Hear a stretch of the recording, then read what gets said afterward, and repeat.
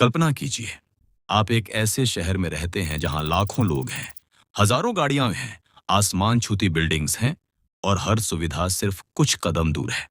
फिर भी हर दिन लोग पहले से ज्यादा अकेला, मेंटली एग्जॉस्टेड और इमोशनली डिस्कनेक्टेड महसूस कर रहे हैं। लेकिन क्या ये सिर्फ स्ट्रेस, मोबाइल फोन्स या सोशल मीडिया की वजह से हो रहा है, या फिर समस्या उस दुनिया में छिपी है जिसे हमने मॉडर्न लाइफ का नाम दिया है? क्योंकि साइंटिस्ट्स और साइकोलॉजिस्ट्स अब मानने लगे हैं कि मॉडर्न बिल्डिंग्स और सिटीज सिर्फ हमारे रहने की जगह नहीं रही, वे धीरे धीरे हमारे दिमाग, इमोशंस और बिहेवियर को बदल रही है। सवाल ये है, क्या इंसान सच में इस कॉन्क्रीट दुनिया में रहने के लिए बना था, या फिर मॉडर्न सिटीज अननोइंगली हमें मेंटली डिस्ट्रॉय कर रही है? अगर हम इंसानी इतिहास को देखें तो मॉडर्न सिटीज बहुत नई चीज है।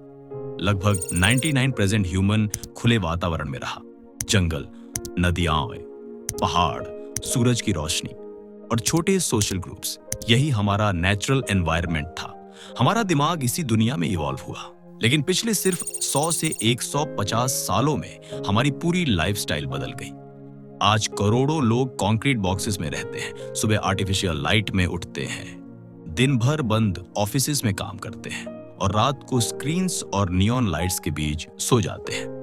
समस्या ये है कि हमारी टेक्नोलॉजी तेजी से इवॉल्व हुई, लेकिन हमारा ब्रेन नहीं। कल्पना कीजिए, एक ऐसा दिमाग जो हजारों साल जंगलों में सरवाइव करने के लिए बना था, आज उसे कंक्रीट टावर्स, आर्टिफिशियल लाइट्स और एंडलेस स्क्रीन्स के बीच रहना पड़ रहा है। साइकोलॉजिस्ट्स इसे कहते हैं एवोल्यूशनरी मिसमैच। मतलब हमारा दिमाग अभी भी उस दुनिया के लिए बना है जो हजारों साल पहले थी, लेकिन हम उसे ऐसी एनवायरनमेंट में डाल चुके हैं जहां नेचर लगभग गायब है, साइलेंस नहीं है, प्राइवेसी खत्म हो गया है, सनलाइट गया है और स्ट्रेस लगातार बढ़ता जा रहा है। रिसर्च बताती है कि नेचुरल सनलाइट सेरोटोनिन और डोपामिन जैसे केमिकल्स को रेगुलेट करने में बहुत बड़ी भूमिका निभाती है। यही केमिकल्स हमारे मूड, मोटिवेशन और इमोशंस को कंट्रोल करते हैं। लेकिन मॉडर्न अपार्टमेंट्स और ऑफिस बिल्डिंग्स में लोग दिन का ज्यादातर समय आर्टिफिशियल लाइटिंग के अंदर बिताते हैं। यही वजह है कि बड़े सिटीज में एंजाइटी, स्लीप डिसऑर्डर्स और डिप्रेशन जैसी समस्याएं तेजी से बढ़ रही हैं। और शायद सबसे डेंजरस बात यह है, लोगों को अब ये एबनॉर्मल लाइफस्टाइल नॉर्मल लगने लगा है। मॉडर्न सिटीज सिर्फ फिजिकल स्ट्रेस नहीं पैदा करती, बल्कि साइकोलॉजिकल ओवरलोड भी क्रिएट करती है। सुबह उठते ही ट्रैफिक की आवाज, फोन नोटिफिकेशन, भीड़ भरी मेट्रो, हर तरफ advertisements, screens, noise, artificial lights, आपका दिमाग लगातार इंफॉर्मेशन प्रोसेस कर रहा होता है।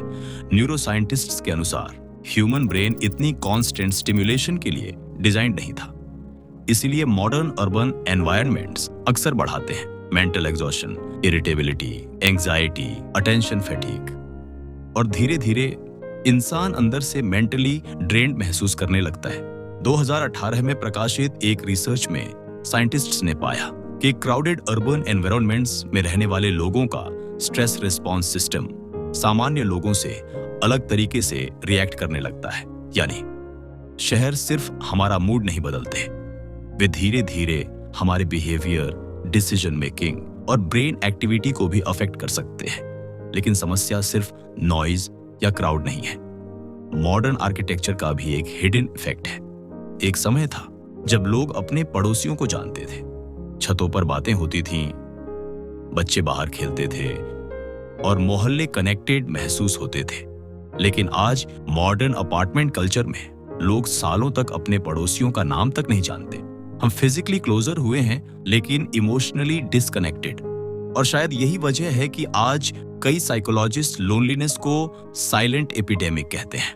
लेकिन शायद सबसे डिस्टर्बिंग सवाल ये है, क्या मॉडर्न सिटीज एक्सीडेंटली ऐसी बन गई है, या फिर इन्हें जानबूझकर ऐसा डिजाइन किया जा रहा है? क्योंकि आज आर्किटेक्चर सिर्फ बिल्डिंग्स बनाने तक सीमित नहीं है, अब यह इंसानी बिहेवियर को कंट्रोल करने का एक टूल बन चुका है। उदाहरण के लिए कैसीनोज में अक्सर घड़ियां और विंडोज नहीं होती ताकि लोगों को समय का एहसास न हो। शॉपिंग मॉल्स को मेज की तरह डिजाइन किया जाता है ताकि लोग ज्यादा देर अंदर रहें। और धीरे धीरे मॉडर्न सिटीज भी इसी डायरेक्शन में बढ़ रही है। हर जगह giant screens, bright lights, advertisements, constant stimulation, क्योंकि आज दुनिया की सबसे वैल्यूएबल चीज है आपका अटेंशन। टेक कंपनीज हों या एडवर्टाइजर्स, हर कोई इंसान का ज्यादा से ज्यादा फोकस कैप्चर करना चाहता है। रिसर्च बताती है कि लगातार ओवर स्टिमुलेशन डोपामिन सिस्टम को डिस्टर्ब कर सकती है। इसीलिए आज लोग जल्दी बोर्ड हो जाते हैं, लंबे समय तक फोकस नहीं कर पाते, साइलेंस अनकंफर्टेबल लगने लगता है और अकेले रहना मेंटली डिफिकल्ट महसूस होता है।